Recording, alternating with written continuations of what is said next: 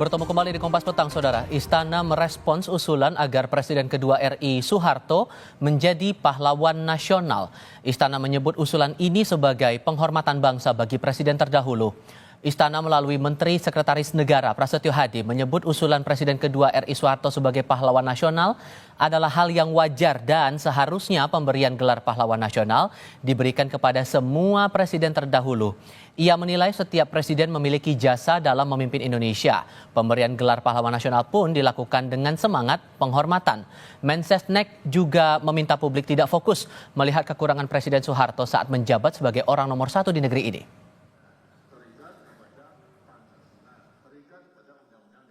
Menurut kami, ya, mantan-mantan presiden itu sudah sewajarnya untuk kita mendapatkan penghormatan dari bangsa dan negara kita.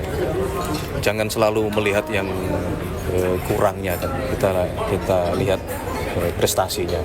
Sebagaimana Bapak Presiden selalu menyampaikan bahwa kita itu bisa sampai di sini kan karena prestasi para pendahulu-pendahulu kita. Mulai dari Bung Karno dengan segala dinamika dan permasalahan yang dihadapi masing-masing. Kemudian Pak Harto, Pak Habibie, dan seterusnya. Gus Dur, Bu Mega, Pak SBY, Pak Jokowi, semua punya jasa, tidak mudah. Menteri Sosial Saifullah Yusuf menegaskan saat ini sedang mengkaji usulan nama Presiden kedua RI Soeharto dan Presiden keempat RI Abdurrahman Wahid sebagai calon pahlawan nasional. Usai tahap pengkajian dengan para akademisi, sejarawan, dan tokoh-tokoh masyarakat rampung, maka hasil kajian ini akan dibawa ke Dewan Gelar lalu diserahkan ke Presiden. Kaji lagi di Kementerian Sosial juga dipastikan lagi lewat beberapa tokoh, mulai dari akademisi, sejarawan, juga kita tokoh-tokoh masyarakat, ya, yang bersama-sama mendiskusikan usulan-usulan dari daerah. Nah, setelah itu kami nanti akan lanjutkan ke Dewan Gelar. Dewan Gelar nanti akan dikaji lagi dan baru selanjutnya ke Presiden. Nah, dari nama-nama yang ada yang ramai itu adalah tentu di situ ada Pak mantan Presiden Soeharto, ada Gus Dur, gitu, dan tokoh-tokoh lain lah, banyak sekali ya. Itu semua memang punya peluang untuk. Merujuk data dari Menteri Sosial, 2 nama tokoh yang diusulkan dan sedang dikaji sebagai calon pahlawan nasional ialah Presiden kedua RI Soeharto dan Presiden keempat RI Abdurrahman Wahid alias Gus Dur. Usulan diberikan oleh sejumlah kepala daerah dan akan dikaji oleh kalangan akademisi dan tokoh masyarakat sebelum dibawa ke Dewan Gelar.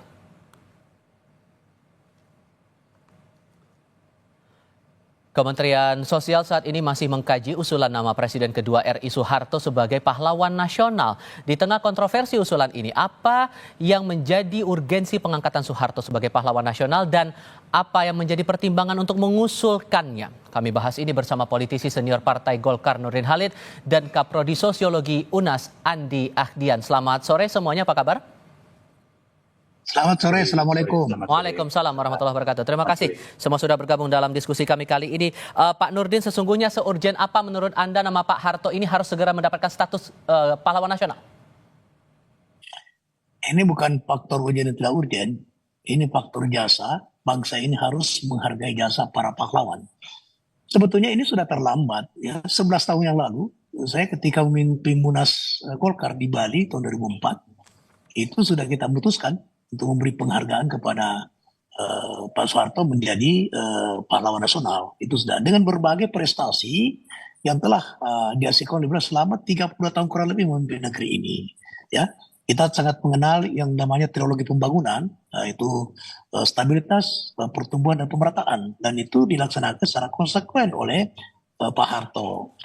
Kita melihat ya, kenapa ada sekolah-sekolah di hampir seluruh desa di Indonesia yang ketika itu negeri ini masih boleh dikatakan masih serba kekurangan, tapi kemudian Pak Harto mengeluarkan impres sekolah sehingga lahirlah sekolah, berdirilah sekolah di mana-mana di seluruh pelosok tanah air. Kemudian impres jalan, ya, nah, sehingga jalan-jalan desa mulai ada ketika itu yang sama sekali antara satu desa, jangankan desa, antara kabupaten dan satu kabupaten, satu kecamatan itu terputus. Nah, tapi dengan adanya impres jalan, kemudian itu terbangun. Nah, ini banyak jasa Pak Harto yang harus kita hargai. Dan dengan situasi pada saat itu ketika peralihan dari orde lama ke orde baru, kita tahu sendiri tantangan bangsa kita yang sangat luar biasa.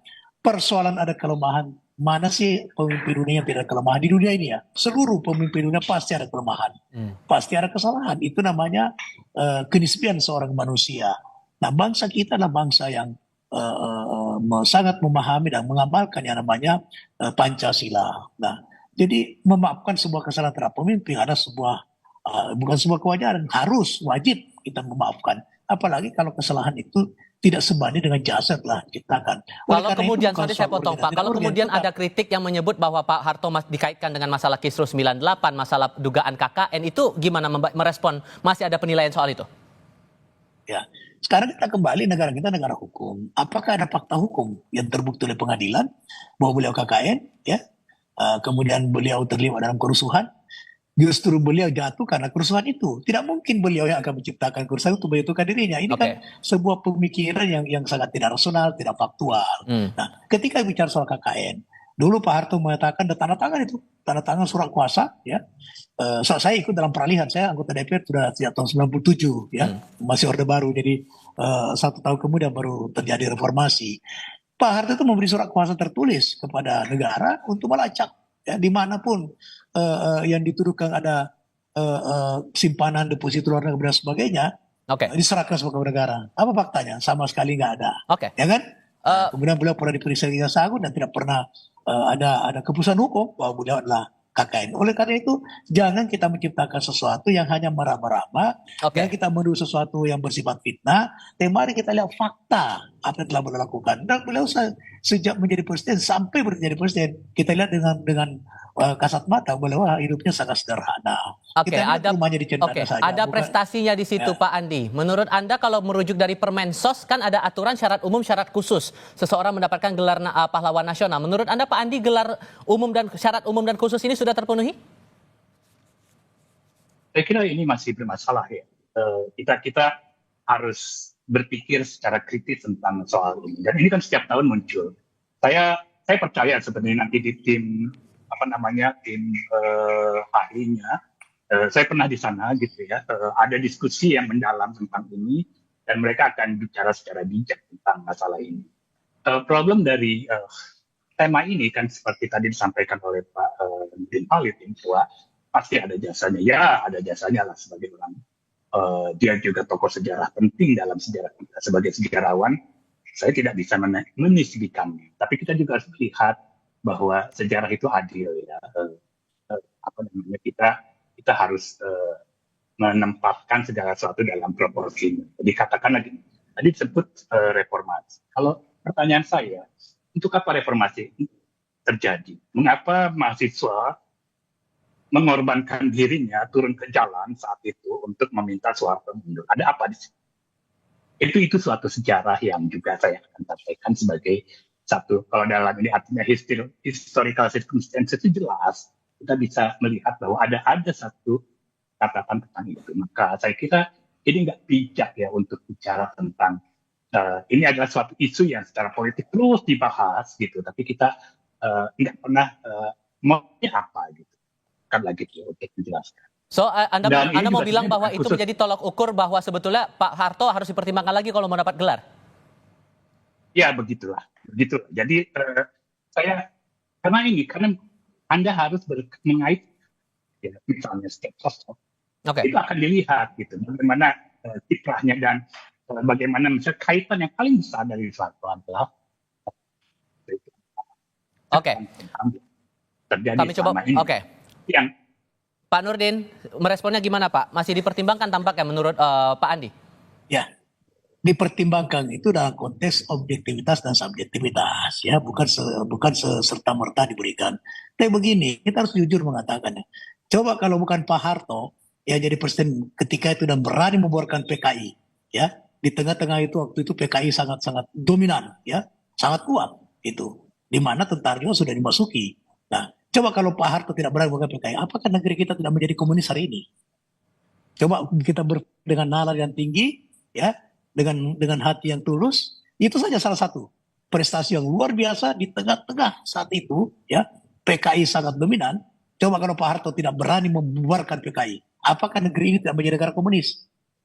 Itu satu fakta yang tidak bisa kita pungkiri. Persoalan ada kelemahan dan jangan kita jadikan sumber bahwa reformasi tahun 98 itu karena kesalahan Pak Harto semata. Itu ada faktor global di mana harga cukup tinggi, dolar begitu dengan rupiah itu sangat tinggi, ya. Dan Pak Harto jatuh bukan karena kesalahan-kesalahan orang lain.